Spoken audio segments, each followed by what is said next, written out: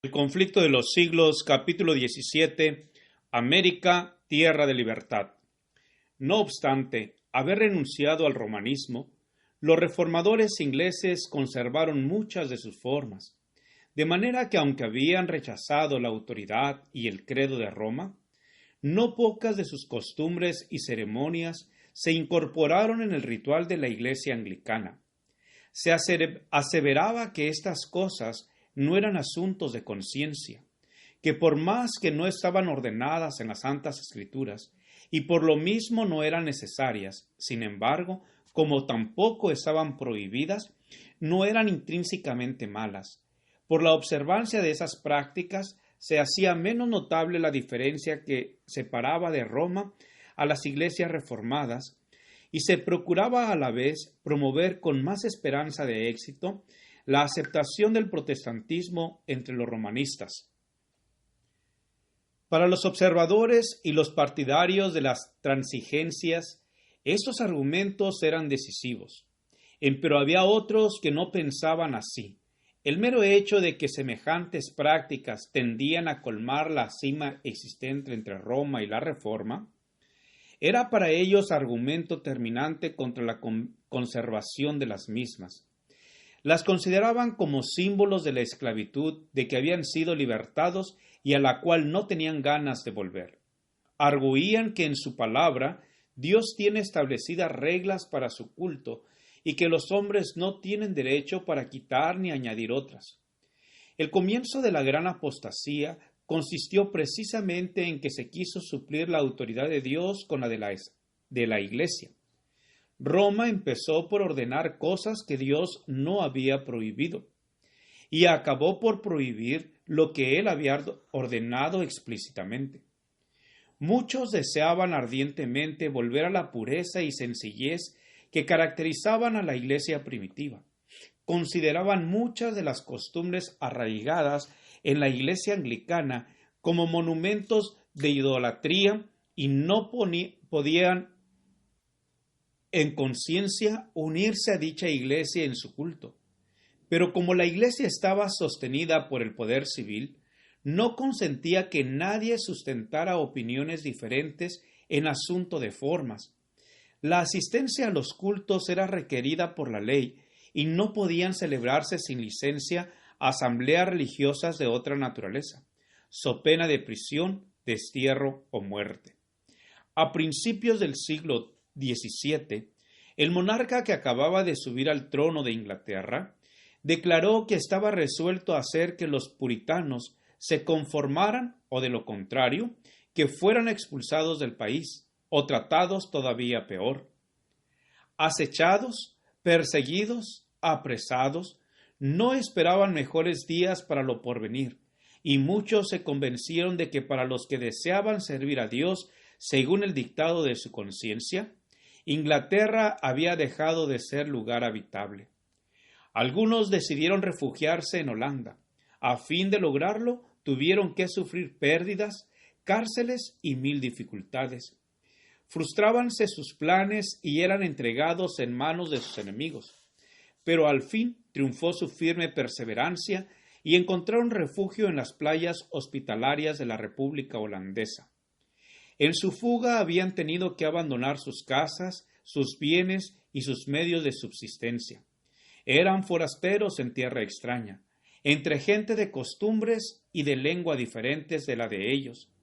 Se vieron obligados a ocuparse en trabajos desconocidos hasta entonces para ellos, a fin de ganarse el pan de cada día. Hombres de mediana edad que se habían ocupado durante toda su vida en labrar la tierra, se vieron en la necesidad de aprender oficios mecánicos, pero se acomodaron animosamente a la situación y no perdieron tiempo en la ociosidad ni en quejas inútiles.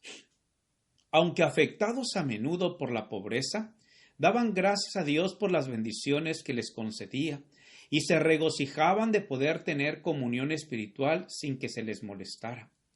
Comprendían que eran peregrinos y no se preocupaban mucho por aquellas cosas, sino que levantaban la vista al cielo, su anhelada patria, y serenaban su espíritu. Aunque vivían en el desierto y en medio de contratiempos, crecían su fe y su amor. Confiaban en las promesas del Señor, el cual no los olvidó en el tiempo de la prueba. Sus ángeles estaban a su lado para animarlos y sostenerlos. Y cuando les pareció ver la mano de Dios señalándoles hacia más allá del mar en tierra, en donde podrían fundar un estado, y dejar a sus hijos el precioso legado de la libertad religiosa, avanzaron sin miedo por el camino que la providencia les indicaba. Dios había permitido que viniesen pruebas sobre su pueblo con el fin de habilitarlo para la realización de los planes misericordiosos que Él tenía preparados para ellos.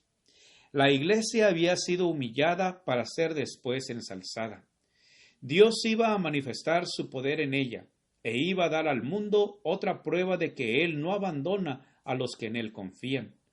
Él había predominado sobre los acontecimientos para conseguir que la ira de Satanás y la conspiración de los malvados redundase para su gloria y llevaran a su pueblo a un lugar seguro.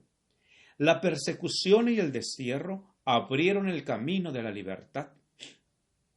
En cuanto se vieron obligados a separarse de la iglesia anglicana, los puritanos se unieron en solemne pacto como pueblo libre del Señor, para andar juntos en todos sus caminos que les había hecho conocer o en los que Él les notificase. En esto se manifestaba el verdadero espíritu de la Reforma, el principio esencial del protestantismo.